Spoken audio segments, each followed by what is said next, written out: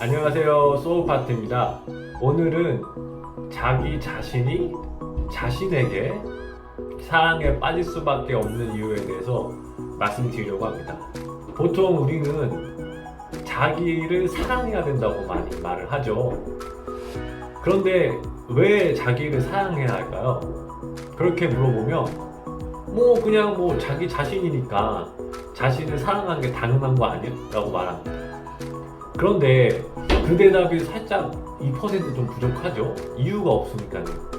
그리고 자신을 사랑해야 한다고 하면 해야 한다잖아요. 그거는 어떤 의무감을 느끼게 합니다.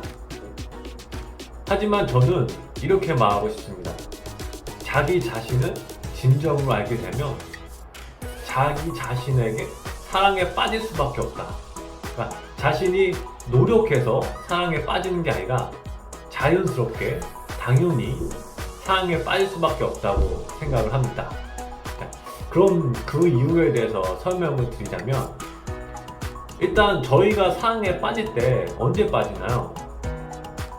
아름다운 이성을 보거나 압도적인 퍼포먼스로 멋진 플레이를 하는 스포츠 스타를 보거나, 아니면 인성이 너무 훌륭해서 존경할 수밖에 없는 사람을 보면 자연스럽게 사랑에 빠집니다. 사랑에 빠지는 이유는 여러 가지고 대상도 다양한데요. 그런데 제가 앞서 말한 예는 공통적인 특징이 있습니다. 그것은 뭔가 굉장히 외모적 혹은 능력적이든 인성이든 굉장히 뛰어나다는 얘기입니다. 저희는 보통 뛰어난 것을 보면 사랑에 빠지기도 하죠. 근데 만약에 제가 여러분 주위에 모든 것을 알고 그 능력에는 한계가 없으며 영원히 살고 모든 존재를 사랑하는 그런 사람이 있다고 한다면 여러분들은 그 사람에게 사랑에 빠지지 않겠습니까? 아마 사랑에 빠지지 않기가 어려울 것 같은데요. 그런 사람이 실제로 존재하냐? 존재합니다. 그건 바로 여러분 자신입니다. 말이 안 되는 소리라고 할 수도 있겠지만 제가 그 이유에 대해서 자세히 설명을 드리겠습니다. 일단 우리 자신은 무엇입니까? 우리 자신은 몸입니까? 보통 많은 사람들이 자신을 자기 몸으로 생각을 하죠. 그런데 우리는 우리 자신은 몸이 아닙니다. 마음도 아닙니다. 영혼도 아닙니다.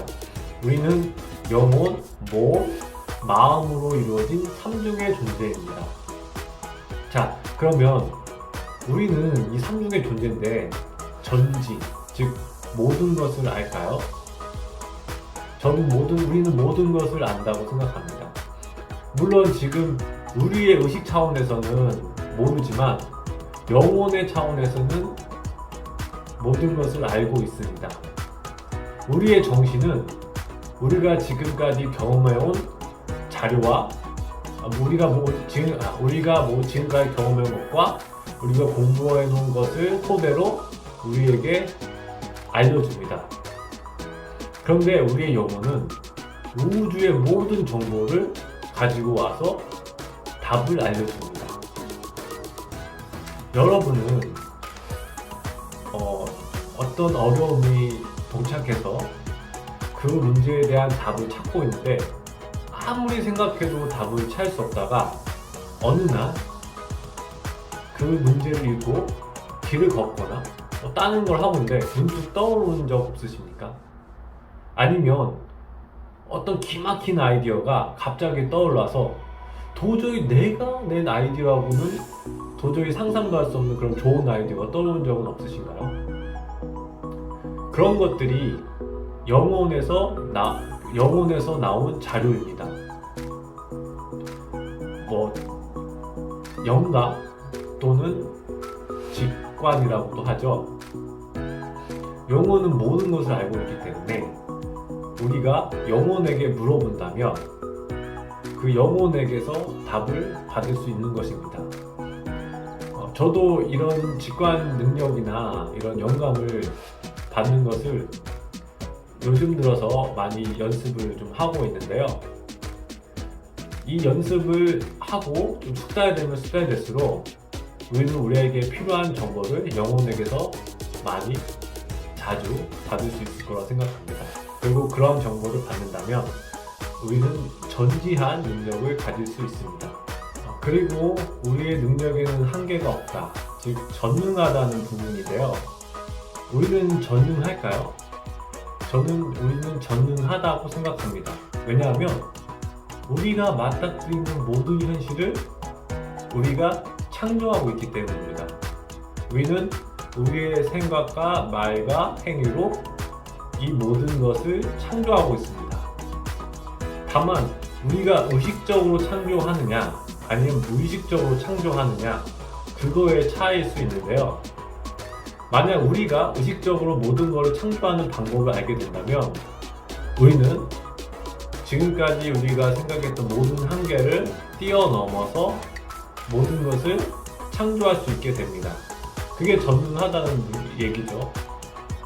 이게 말이 안 되냐?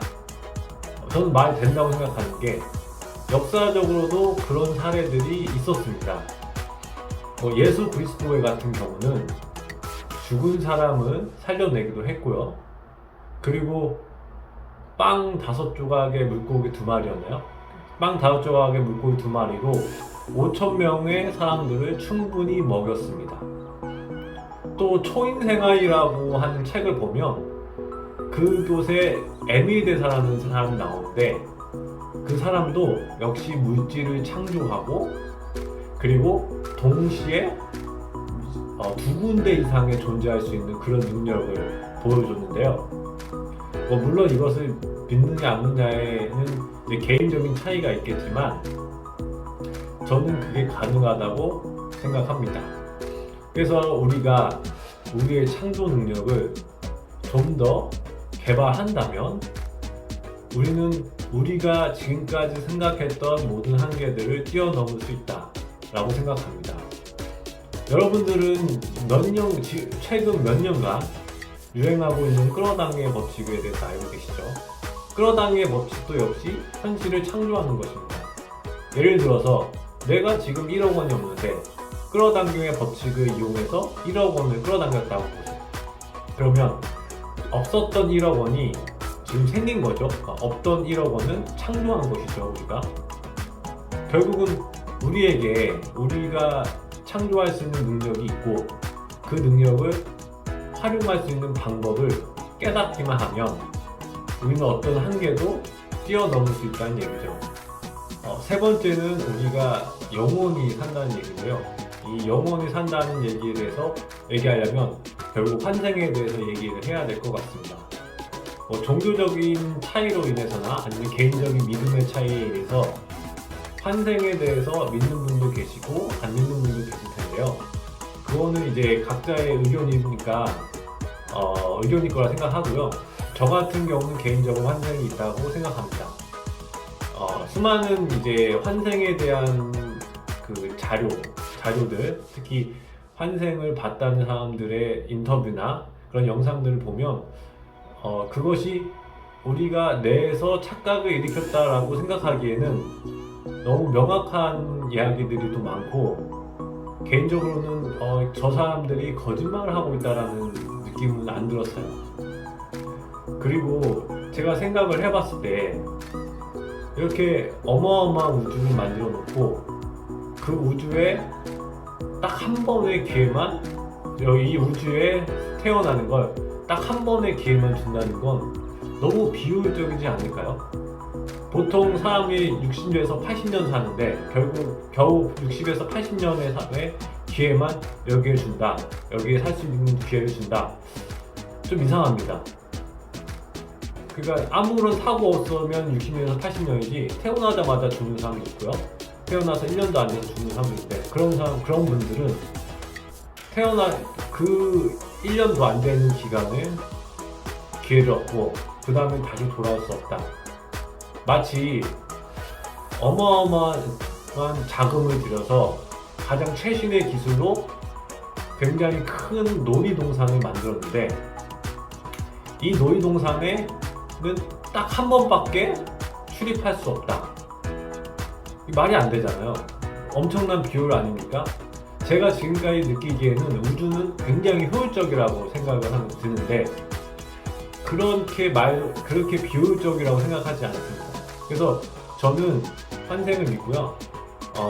그리고 우리가 이 육체로 왔다가 이 육체를 떠나서 영계로 다시 들어가고 또 영계에서 다시 물질 형상을 해서 다시 태어나서 그 다음에 다시 또 영계로 돌아가는 이런 식의 순환이 계속 반복되며 그런 것들이 영원히 지속된다고 저는 믿습니다.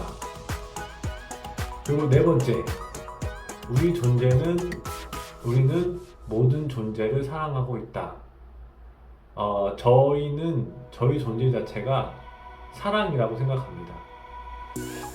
왜냐하면 신은 무한한 사랑이죠. 그리고 우리는 신의 일부분이며 신입니다. 그렇기 때문에 우리 존재 자체도 사랑이라고 생각됩니다. 그런데 왜 우리는 그렇게 사랑스럽지 않은 행동들을 하고 있는 걸까요? 그것에서는 전 두 가지 이유가 있다고 생각하는데 고차원적인 차원에서의 의미와 이유와 저희 차원에서의 이유가 있습니다. 고차원적인 차원에서의 이유는 우리가 원하는 것을 체험하기 위해서 여기에 왔다는 것입니다. 그러니까 만약에 예를 들어 우리가 평화를 체험하기 위해서 여기 왔어요. 이 물질 세상에. 그런데 평화를 체험하려면 평화롭지 않은 것도 같이 체험을 해야 됩니다. 그래야 평화를 알 수 있죠. 만약에 평화밖에 없다면 평화를 알 수가 없어요. 그렇기 때문에 각자 내가 평화를 체험하고 싶다면 누군가는 나에게 평화롭지 않은 상황을 체험시켜줘야 한다는 거죠. 그래서 그런 체험을 하기 위해 각자 서로 약속된 플레이를 하는 것이다 라는 부분이 이제 고차원적인 의미에서 그렇고요. 우리 의식 차원에서는 우리는 사실 사랑을 합니다. 어떤 행위도 사랑을 기반해서 행위를 하죠. 그런데 그 사랑하는 방법을 아직 잘 모르는 경우가 많기 때문이라 생각합니다. 어떤 행동을 할 때 나는 누군가를 사랑해서 그렇게 행동하는 거라고 말을 하지만 아니면 자기 자신을 사랑해서 그렇게 하는 거라고 생각하지만 사실은 그 방법이 잘못돼서 어떤 폭력적인 형태로 나타나거나 그런 식으로 불법적으로 나타나거나 그런 식으로 나타날 수 있다는 거죠. 그래서 우리가 만약에 사랑하는 방법을 제대로 알게 되면 우리 모두는 모든 존재에 대해서 진정으로 사랑할 수 있는 그런 길이 열릴 거라고 저는 생각합니다. 이렇게 제가 얘기한 거를 종합해 보면 우리 존재는 무한하고 영원하며 사랑 자체입니다. 우리가 우리 자신에 대해서 우리를 몸으로 한정 지으면 우리를 사랑할 수 없는 이유들이 굉장히 많습니다. 굉장히 많은 실수를 하고요. 그리고 미숙함도 많이 보입니다.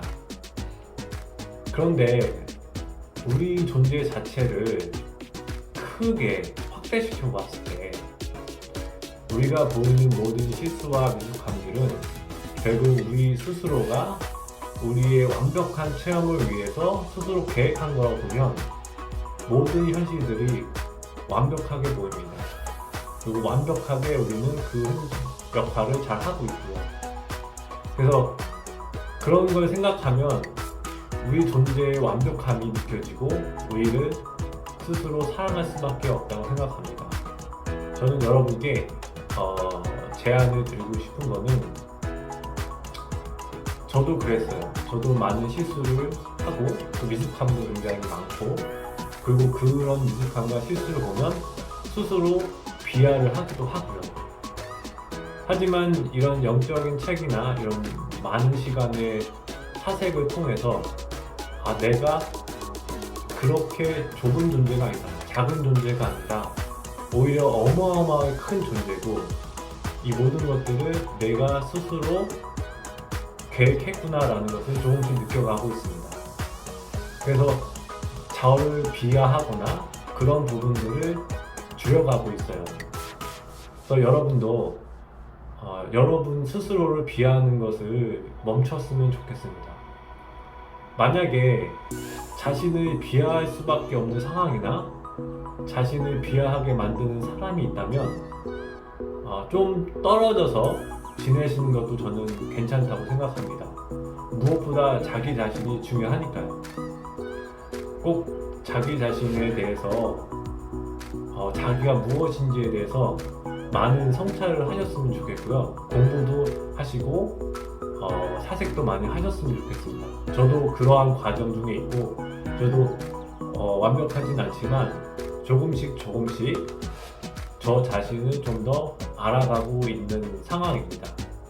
저는 그것에 굉장히 감사함을 느낍니다. 제가 제 자신을 조금씩 알아가는 그것만으로도 굉장히 감사하고요.